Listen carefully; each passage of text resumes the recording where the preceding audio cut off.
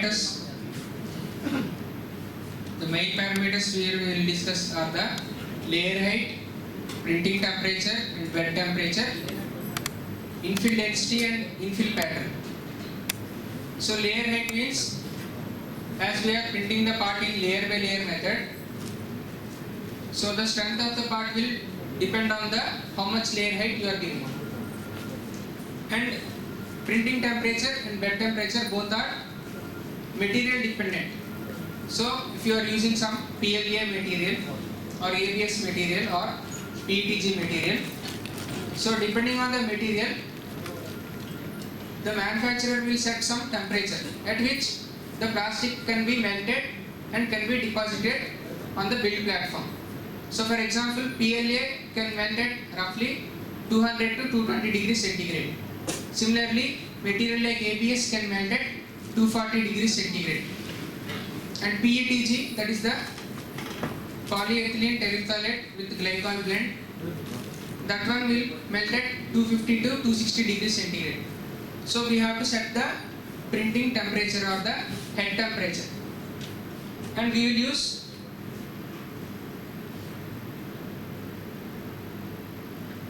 so these are the layers.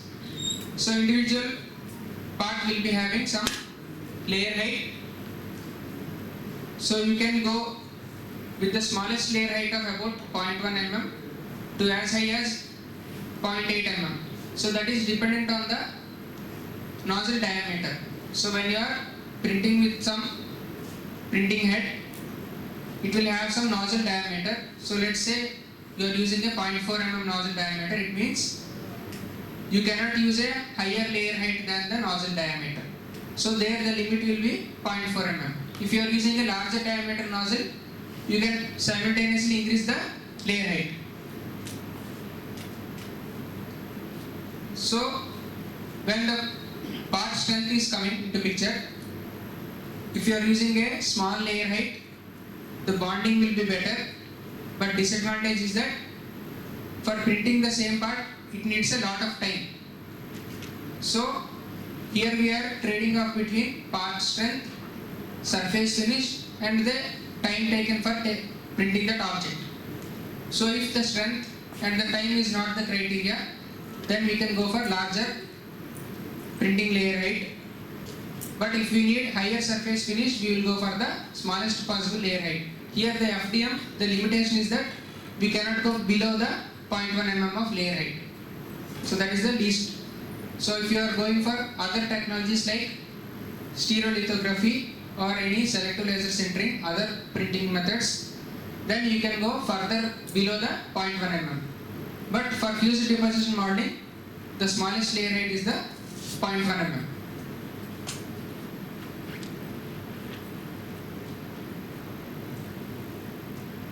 So like I said, it depends on the nozzle diameter.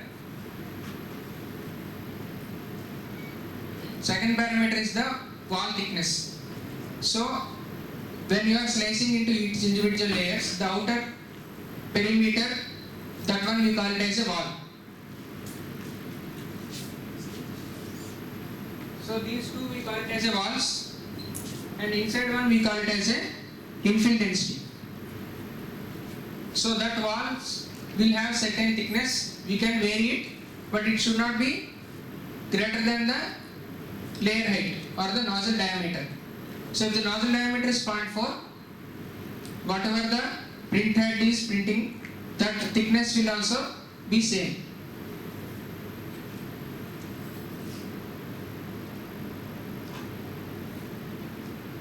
So if you are seeing it in 3-dimensional shape,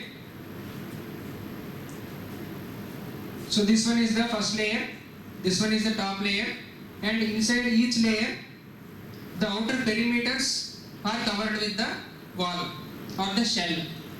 So shell means the complete case, it is divided into individual walls. So if the shell thickness is 2 mm and wall thickness is 0.4 mm, you can fit around 5 lines within that space. So if you are increasing the shell thickness, it is going to have more strength. So more surface strength will be there. If you are reducing it, then it is going to act like a soft material. So the surface will be very smooth, but at the same time its strength will be less. So again you are trading off between the part strength and how you are making the part look like. Some thin objects will be there. So like a thin film. If you want to print it, then you will reduce the wall thickness and you will print only 1 or 2 layers.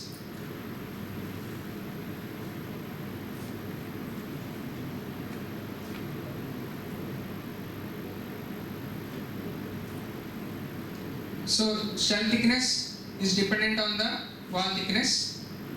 So you cannot make fractional parts of the shell thickness. So if the wall thickness is around 0.3 mm, so 0.3 into 0.3, so like that you can make multiples.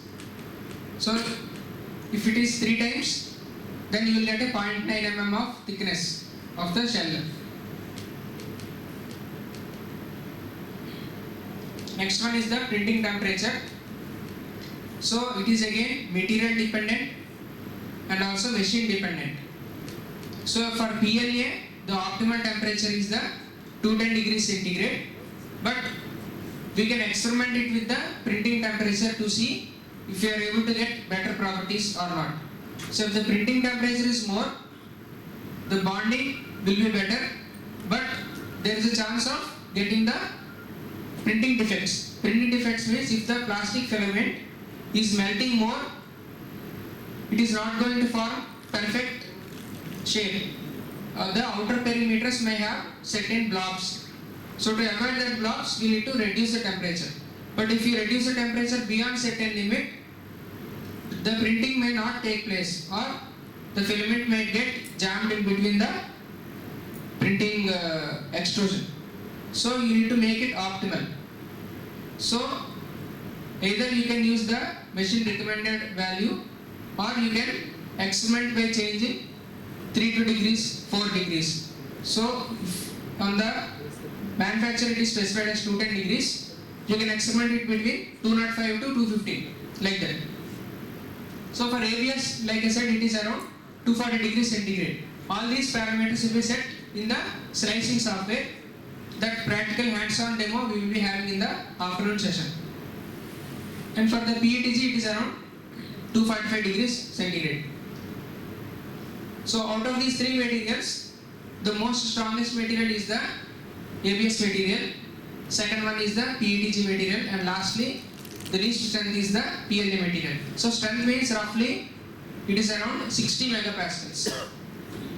So if you are using that part for any analysis purpose, for carrying out its strength, so you can use the strength value as 60 megapascals, and for PLA it will be roughly 25 to 35 megapascals.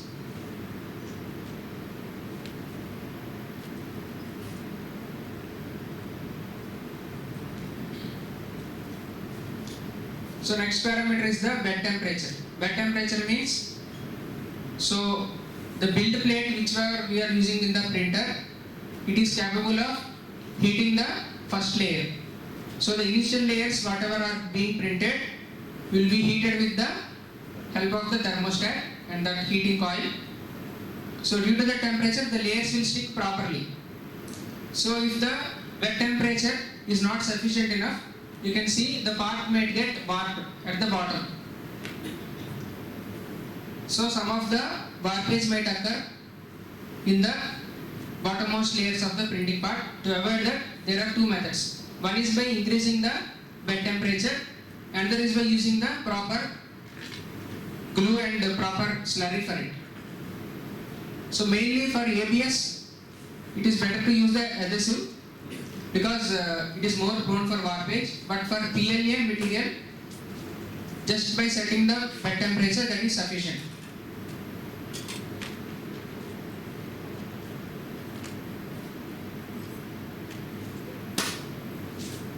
So nozzle diameter, so sometimes if the part is very large, then you can change the nozzle diameter also. So if you are using a larger diameter nozzle, so you can use larger layer height and you can reduce the part printing time. So part printing time can be reduced by about 40% if you are using a 0.8 mm diameter nozzle instead of a 0.4 mm diameter nozzle.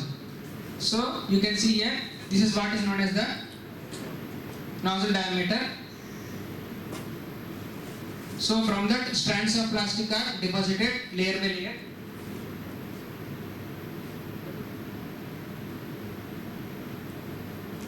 So you can see, if it is a 0.1 mm layer height to 0.4 mm, the surface quality of the same part is changing. So left side part is smooth on the surface, and the most right hand side part is having some surface roughness. So if the part is main functionality is looks, okay, if it is not functional and the main purpose is only for attracting, then we will compromise on the printing time. So we have to give more printing time and try to give the least possible layer height.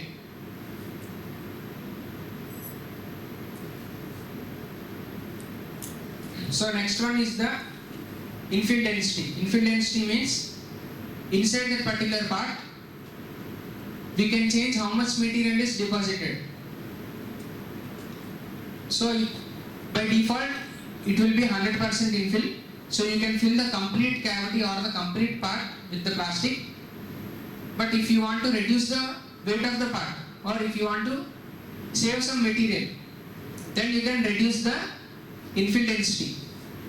So this one is having around 5% density. So just by changing the density value, automatically the software will check how much material should be deposited, how many layers and how many lines should be drawn. So all these will be set directly by the slicing software.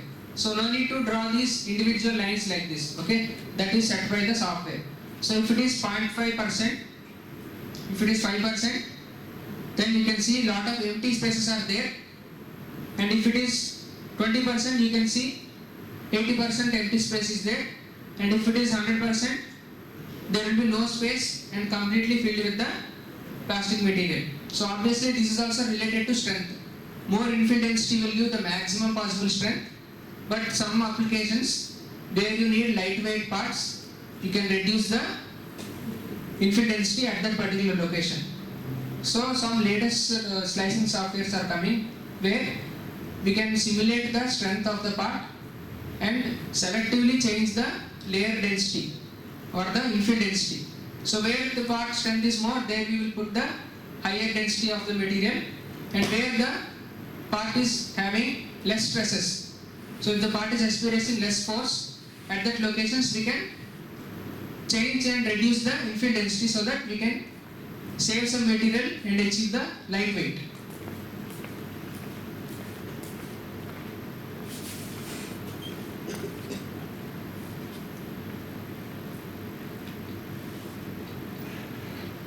So another parameter is the infill pattern. So not only the infill density, but the way in which the plastic is deposited in between that empty space, that can also be changed. So there are so many patterns here. So if it is linear, so the infill will be deposited in the form of a layers like this, in the form of lines. This is the grid, this is triangular, this is honeycomb, this one is cube, gyroid, concentric, so on. So if it is a sample like this, so you want to test which is the best strength, so you can change the infill pattern also. So we are not manually designing the internal cavity or the internal shape. So once the STL file is ready, at the time of slicing itself you can select what type of infill pattern you need.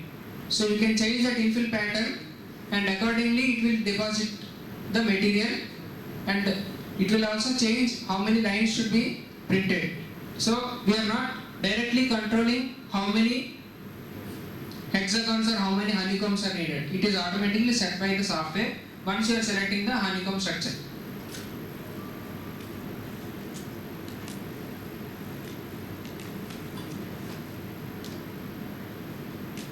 So this is another picture. So if it is completely empty, it will look like this. So if it is completely solid, it will look like that. So there are so many shapes. So mainly we will use the rectilinear and triangular are mainly used. And for experimental purpose we can use gyroid and cuboid also.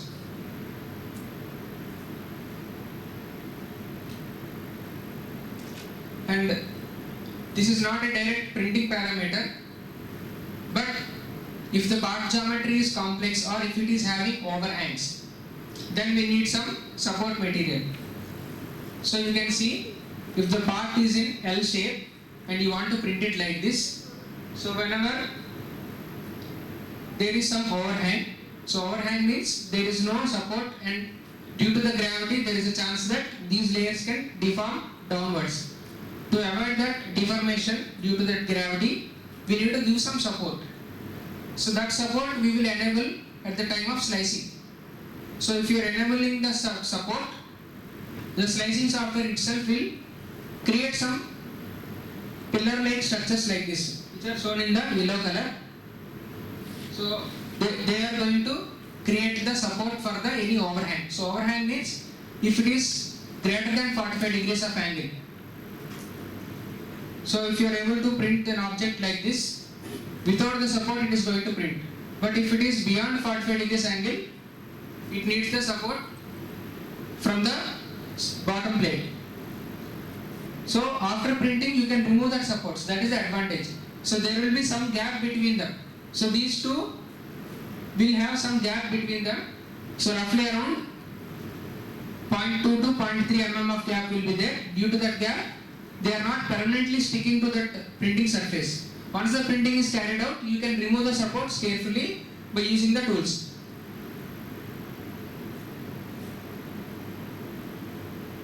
So this is also not a direct printing parameter. This is another setting. So build plate adjustment means if the area of the part is very less, then we need to increase the contact area so that during the printing process it is not going to shake or change its location.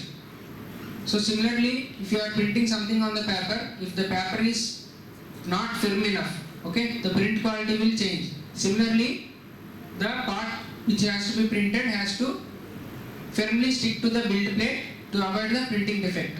So if the part area is less, then we will change the build plate adjustment settings. So you can give either raft or you can give the skirt. So these are the three types. So brim is just for priming the printing nozzle. For increasing a little bit more surface area, you can use skirt. And if that is also not sufficient, you can increase to the setting to raft. Raft means a complete disc-like structure will be printed, and on top of that actual part will be printed. So this is enabling the surface area or the contact area to improve the build plate to stick properly.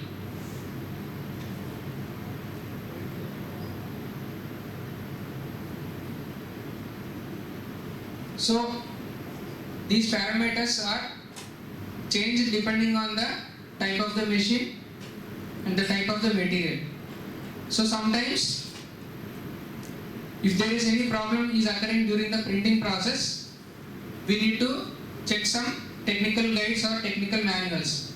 So what is going wrong there?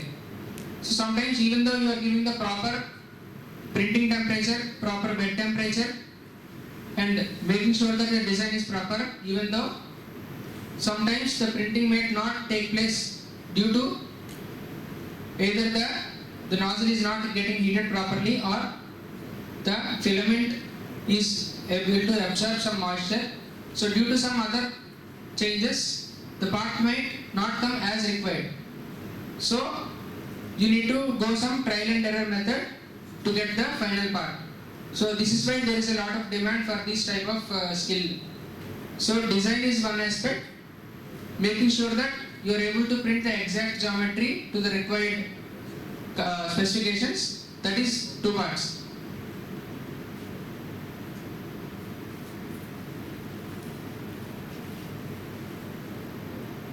So these are some of the common problems. So the nozzle might get clogged sometimes, or sometimes blocks might come if the printing temperature is more. and layer separation you can ensure by sticking the build plate properly and making sure that the print bed is leveled properly. So if it is properly leveled, so leveling means, so with the help of the level setting, it should be perfectly flat. The build plate should be perfectly flat so that all the layers are printed properly. So there are some printers which will do automatic bed leveling, and some printers we have to do it manually. So we need to ensure that also before printing anything.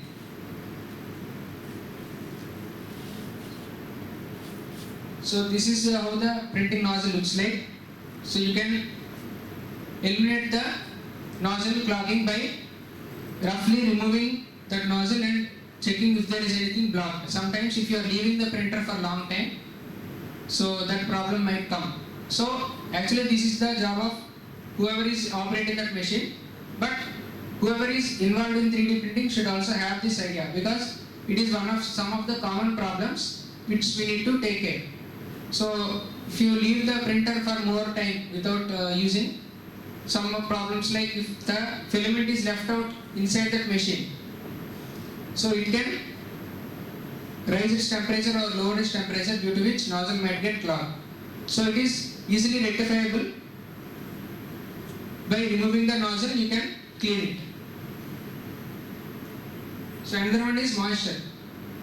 So another common problem is, if there is more humidity or if there is more moisture in the surroundings, the printing filament will absorb the moisture. So due to which print quality will change. This one we cannot predict. So on day 1 the print comes properly, on day 5 print comes okay, and on day 10 there is some change. So due to that sudden change, we may not know what happened. So if you are having some idea that okay, maybe moisture might be that issue, so having that idea that moisture could be the issue, you can change the filament and give the print again.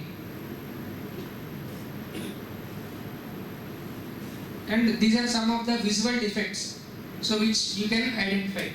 So if this is improper temperature means, here you can see some of the layers are not printing in a smooth manner.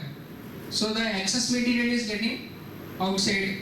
So due to that excess material, it is going to print outside the printing perimeter. And sometimes if the printer temperature is low, in between some layers might get skipped. So at that time what will happen is, the print nozzle is pushing the filament, but filament is not melting properly in the printing head due to insufficient temperature. At that time the print head will move, but it is not going to extract any printing material. So that problem might also occur. So suddenly if there is a change in temperature or if there is a surrounding fan, that problem might arise, mainly dealing with the ABS. So when you are printing ABS material, you need a closed chamber, and the closed chamber should be also heated. That facility is there for closed type of printers. For open type of printers, you need to make your own closed chamber. So this is some different type of defect. So again, this is mainly either due to insufficient temperature or the defect in the printing plastic or the filament. If the filament is not uniform, okay, so if the filament is expired, then sometimes at random locations you might get these type of defects.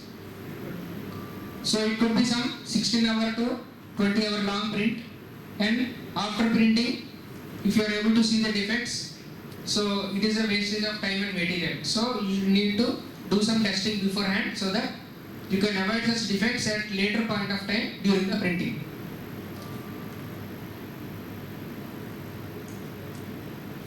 So for the slicing, there are so many slicing softwares available like Ultimaker Cura, Slick 3R and Prusa Slicer. So these three are free to use, they are open source, and mainly we are using the Ultimaker Cura and whatever the slicing tool that is provided by the manufacturer. Sometimes manufacturer will recommend to use certain slicer. At the time you have to use that slicer only. So all the slicing softwares are similar in the user interface. It will allow some settings. Similarly, in the MS Word or any application, you will be having all the menu items in the top ribbon, right? In the similar manner, all the slicing software will have a main ribbon tab where you can select all the printing parameters. So for the technical information, like I said, when you are trying to print a new material or a new geometry, some random problem might arise. If you don't know the answer for that problem, thankfully there are technical blogs available online for us to read. One such popular blog or technical documentation is the all3dp.com, that website. So it is a community of worldwide around more than 5,000 printing engineers, whoever are involved in 3D printing. They are going to give the technical answers related to the common printing problems available.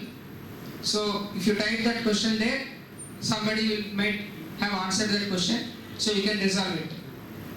So it is one of the popular sites. Similarly, there are so many other, not going into the names, but it is also one of the thing to take care, because if you are changing the material or the manufacturer of that material, some random problem might arise.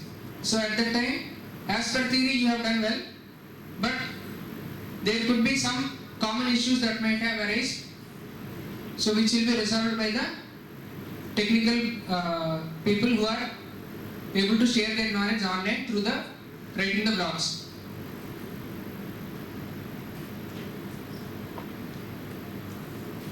So that is about the all the parameters involved in FDM. So if it is other type of printing, that is either SLA or SLS, there also the parameters will be similar, but the main parameters there that will change is the what material you are using, and these infill patterns they are available only in FDM. So other type of technologies, they will not have to change the infill density. So you can only print whatever the file is given. So FDM is mainly used for prototyping purpose, as it is more economical than the other technologies like SLA or SLS.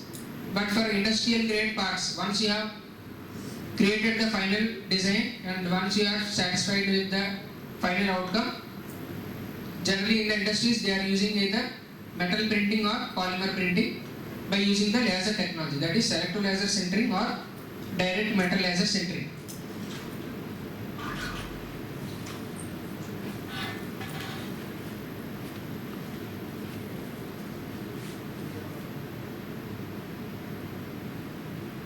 So if there is any questions, you can ask.